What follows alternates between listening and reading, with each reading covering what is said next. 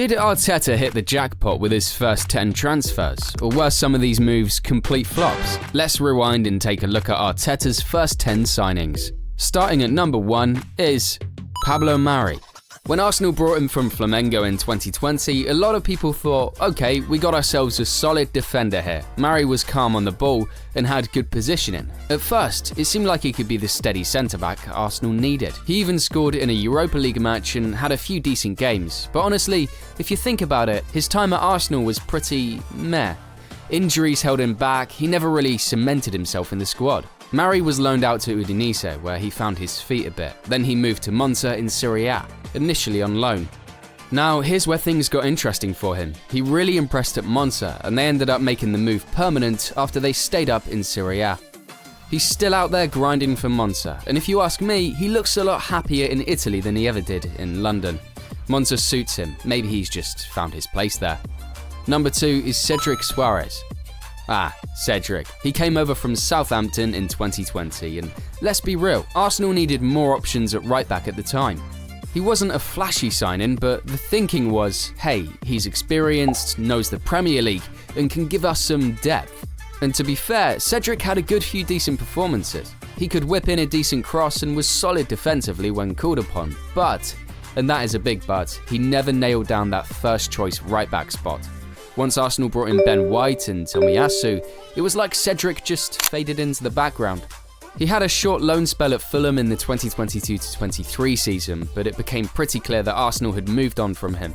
By the time June 2024 rolled around, his contract ended, and he left Arsenal as a free agent. Now, he's out there looking for his next club. He wasn't terrible, but let's be honest, Cédric was never going to be a long-term solution for Arsenal. Just like Willian. 3. Willian. Now let's talk about Willian. Man, when Arsenal signed him from Chelsea in 2020, Arsenal fans were buzzing. The dude had just won a bunch of trophies with Chelsea, and it looked like a steal, especially because he was free. Everyone thought Willian was going to bring some experience, some flair, and basically take Arsenal's attack up a level, but it didn't go that way at all. Like, at all. Willian had a rough time in an Arsenal shirt, struggling with form and looking like a shadow of the player he was at Chelsea. He only scored 1 goal for Arsenal, and that was pretty much it. After 1 season, he decided to leave, and to be fair to him, he did Arsenal a solid by terminating his contract early, so they didn't have to pay him out fully. Willian went back to Brazil with Corinthians, but then, out of nowhere, he made a move back to Europe, joining Olympiacos in Greece. He's been doing okay there, showing glimpses of the old Willian, but let's be honest, his time at Arsenal is one many of their fans would all like to forget. Next is Gabriel Magalhães, who is still at Arsenal. 4. Gabriel Magalhães. Now here's a signing that actually worked out. Gabriel, the Brazilian centre-back, came in from Lille in 2020 and straight up became a beast for Arsenal. Unlike some of the other players we've talked about, Gabriel didn't take long to settle. He's quick, strong, and is really good on the ball, exactly what Arteta needed. Over time, he formed a solid partnership with William Saliba, and together, they've become one of the best defensive pairings in the Premier League. Gabriel's been key in Arsenal's push for the top 4 and beyond, helping them challenge for the title last season. His performances have been so consistent that he's pretty much undroppable when fit. The guy is still going strong at Arsenal, and honestly, he's one of Arteta's best signings. If you're talking about long-term projects, Gabriel's name has got to be at the top of the list. Number 5 is a goalkeeper, and that brings us to Alex Rúnarsson. 5. Rúnarsson. Okay, so Rúnarsson, where do we start? Let's say his time at Arsenal was not great. He came from Dijon in 2020 as a backup goalkeeper after Arsenal sold Emi Martinez, but I can't lie, Rúnarsson never really looked comfortable in goal.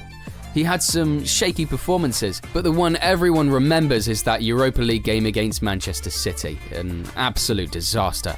After that, it was pretty clear Arsenal needed to bring in another backup, which they did with Matt Ryan, and then later Aaron Ramsdale. Rúnarsson was sent out on loan a couple of times, including to OH Leuven and Alanyaspor, but it didn't work out for him at Arsenal. In 2023, he went on loan to Cardiff City, but got recalled in February 2024, only for Arsenal to terminate his contract by mutual agreement. After that, he joined Copenhagen in Denmark on a free transfer, and to be fair, he's found a bit more stability there, but yeah, his Arsenal career is pretty forgettable. At number 6 is Arsenal's midfield monster, Thomas Partey. 6. Thomas Partey. Now let's talk about Thomas Partey. Man, when Arsenal signed him from Atletico Madrid, many of their fans were buzzing. Arteta really wanted him for his defensive skills in midfield, and Partey's presence was felt instantly. His first season was a bit up and down due to injuries, but I can't lie, when he's fit, he is a beast. Fast forward to now, Partey is still holding it down at Arsenal, even scoring some bangers, like this rocket against Tottenham in 2022. His passing, ball control and defensive work are top-notch. But injuries keep haunting him. If you think about it, that's the one thing holding him back from being unstoppable. Arsenal fans are always hoping he stays fit because when he plays, Arsenal's midfield looks solid. Partey is still at Arsenal and continues to play a key role in Arteta's squad, especially when they need that physical presence on the field. The next player on this list is Matthew Ryan. 7. Matthew Ryan. Now, Matthew Ryan is a bit of a different story. When he came in on loan from Brighton in 2021, it was all about providing cover for Bernd Leno. He didn't get too many games, but to be fair, when he did, he was solid.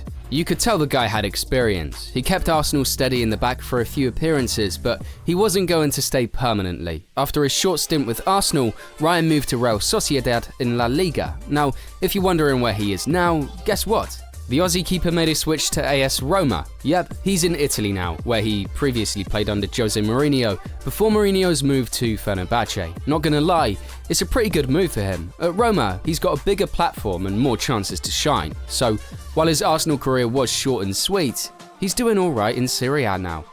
Next is Martin Ødegaard. 8. Martin Ødegaard.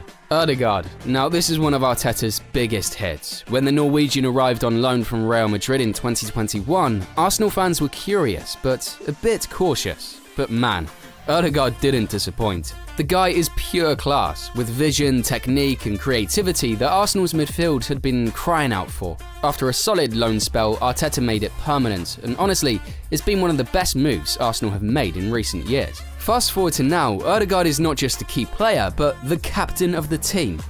His leadership on the pitch, combined with his ability to pick out passes and score important goals, has made him a fan favourite. And let's be real, he's still getting better. Arsenal is sitting in a great spot with Ødegaard running the show in midfield. He's still at Arsenal, still balling, and showing week after week why Real Madrid should have kept him. Spoiler alert, the next player isn't playing at Arsenal anymore. 9. Nuno Tavares. Tavares, man, this one's a bit of a rollercoaster. When Arsenal signed him from Benfica in 2021, he was seen as a backup left-back to Kieran Tierney. Tavares had some good moments, especially going forward. The guy's got speed for days, and when he's on the attack, he can cause all kinds of problems for defenders. But defensively, not so great. He had some shaky performances that cost Arsenal big games, so Arteta decided it was best for him to get some more experience elsewhere. Tavares went out on loan, and now he's at Lazio in Italy, trying to sharpen his defensive skills. Lazio is a good place for him to go, and if he can lock down that defensive side of his game, we might see him back in the Premier League stronger than ever. But for now, he's doing his thing in Serie A. And finally on our list is Sambi Lokonga. 10. Albert Sambi Lokonga. Lokonga is another one of those signings that had Arsenal fans excited. Coming from Anderlecht, the Belgian midfielder showed a lot of promise with his passing and composure on the ball. Arteta saw him as one for the future, but let's be honest, his time at Arsenal so far has been a bit mixed. Lokonga had moments where he looked great, especially when he first arrived, but consistency has been an issue. That's why he's been loaned out a couple of times. Right now, he's on loan at Sevilla, trying to get more game time and develop his game. It's a smart move, if you think about it, because he needs regular minutes, and with Sevilla, he's got a chance to show what he's really about. Arsenal still believe in him, but he's got some work to do before he can nail down a spot in Arteta's midfield. So, there you have it, Arteta's first signings and where they are now. Some are still smashing it at Arsenal, and others are finding their feet elsewhere. It's crazy how football moves so fast, huh? Anyway, what do you think of these players? And before you go, don't forget to hit that like and subscribe button. See you in the next video.